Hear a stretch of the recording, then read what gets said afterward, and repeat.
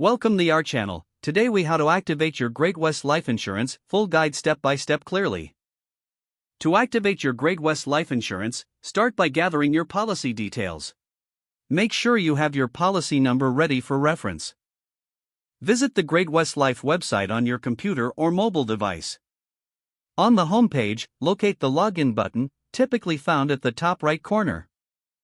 Click the login button to access your account. If you already have an account, enter your username and password.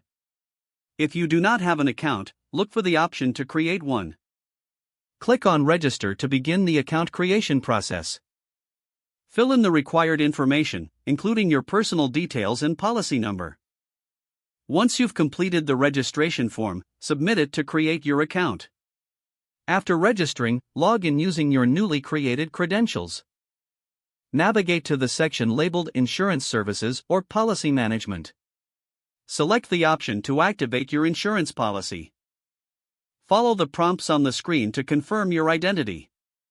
Review the terms and conditions presented to you carefully. Accept the terms to proceed with the activation process. You may need to answer security questions for verification. Provide any additional documentation requested during the process. Once you have completed all necessary steps, submit your activation request. Wait for a confirmation message that indicates your policy has been activated. Check your email for a confirmation notification from Great West Life. If you do not receive a confirmation, check your spam or junk folder. For any issues, contact Great West Life customer service for assistance. Keep your policy documents in a safe place for future reference.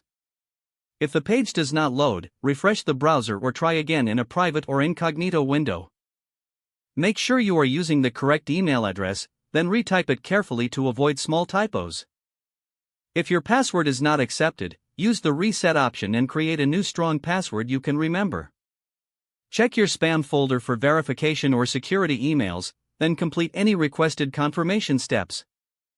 Enable two-factor authentication if available to improve account security and reduce unauthorized access risk.